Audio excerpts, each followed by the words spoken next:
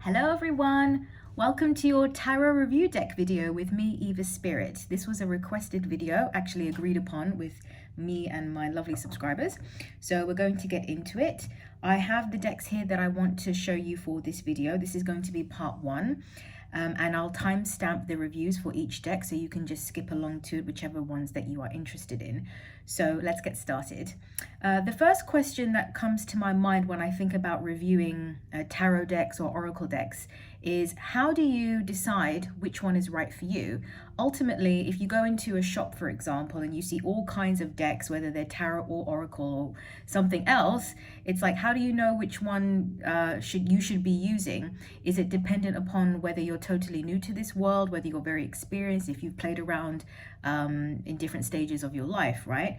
So ultimately, what I would say is that when you're deciding upon you have to go with your instincts. You have to go with your gut. Now, typically, at least in my experience, when I've gone to different shops and experimented and tried out different decks and so on, it's always about which one you're drawn to. So, for example, when you think about getting crystals, it's the same sort of thing. It's an intuitive practice. You'll see a card, a box, you'll see an image, you'll get a feeling about it. And I think it's also, for example, when we do pick a card readings, it's this idea of not overthinking it, just going into it and seeing which one draws your attention. I know that's very simplistic, but it is worth mentioning. I think also, generally speaking, it's a good idea to play with tarot cards as well as oracle cards. So tarot corresponding to the particular images that we see. We've got the major and minor arcana, which all together tell a beautiful life story, as well as the oracle decks, which are a lot more intuitive based. And they have, sometimes they can just have images, sometimes they can have messages, short messages as well. Sometimes there are longer messages too. So I think going with both of them is a great thing to do as you go forward. In the beginning, of course, if you want to, get one of each, you absolutely can. And I think when deciding, do I want to get a tarot deck first versus an oracle deck, think about how you are connected to your intuition. Do you want something that's open, much more open for interpretation, or do you want something that is a bit more sort of set in a way?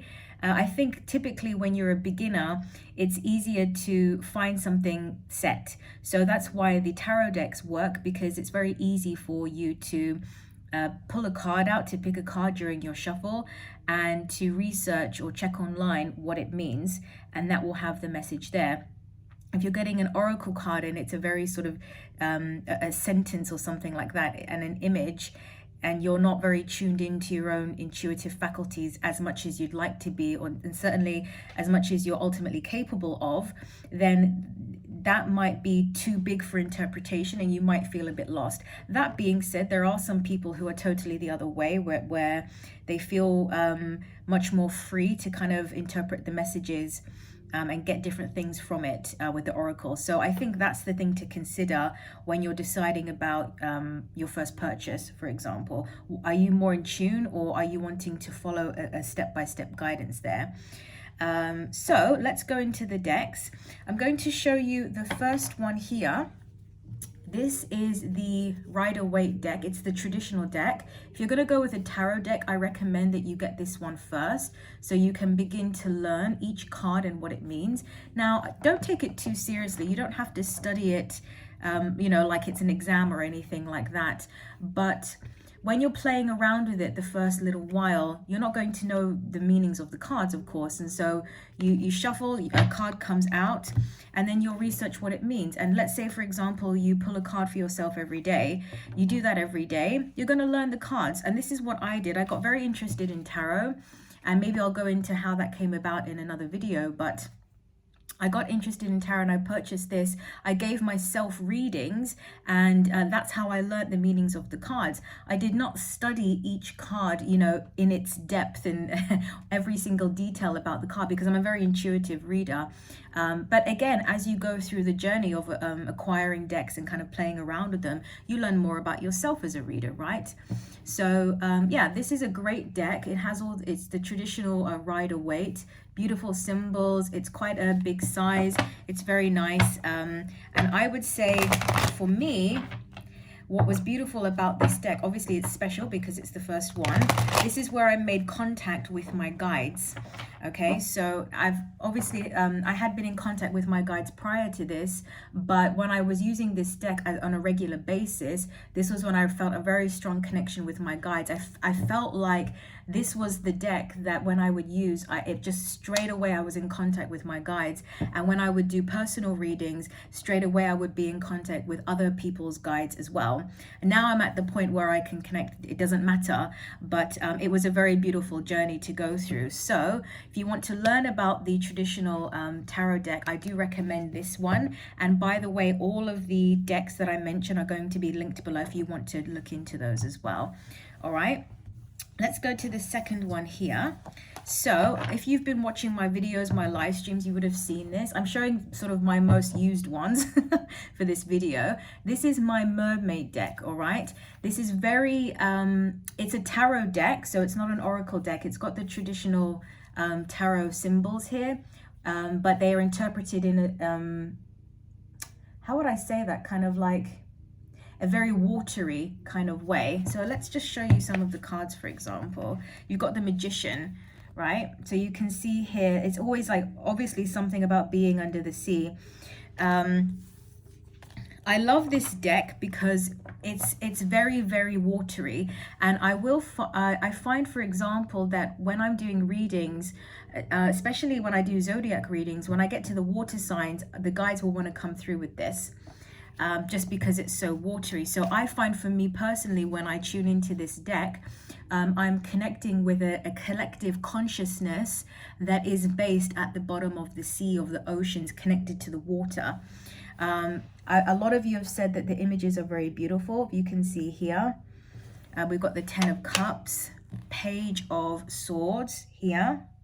There's some writing at the bottom. It's not in English. It's just the name of the card in different languages. You've got the King. And look at that red. I mean, it's gorgeous, isn't it? The King of Pentacles here.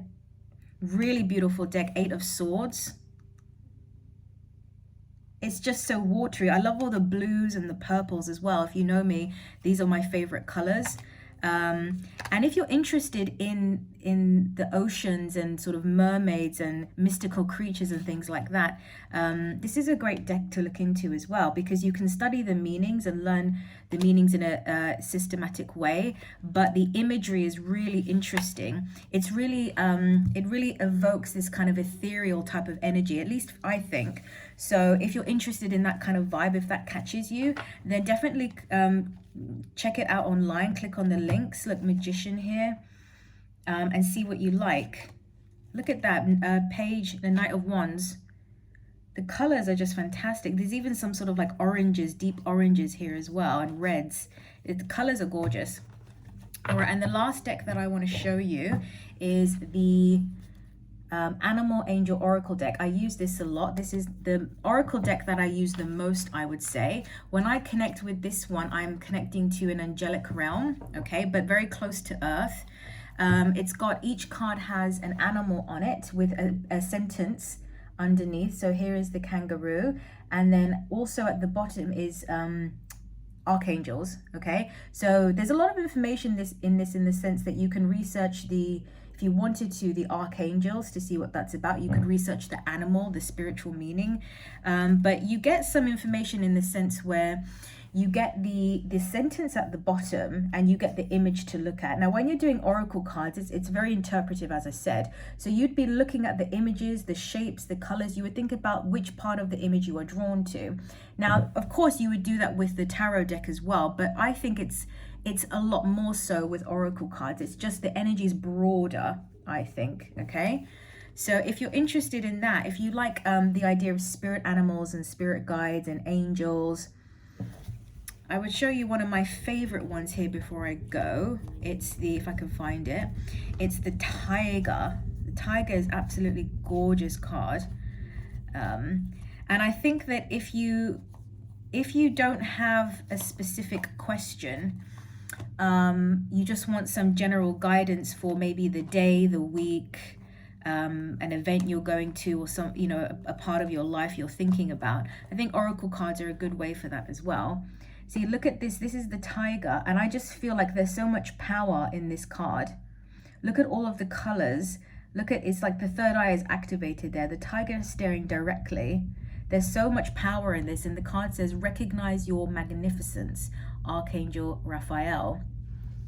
So when I'm doing a general reading where I'm just wanting to get a general message for an individual, I will use these cards a lot because, again, it's very broad. All right, so that's just some of the decks that I use, and I'll make another video and go into the rest of them as well. So let me know down below your thoughts. If you have other questions about the tarot decks that you would like to know for me to mention as well, I'd be happy to do that. All right, everybody, thank you so much for watching. Take care, and I'll speak to you soon. Bye-bye.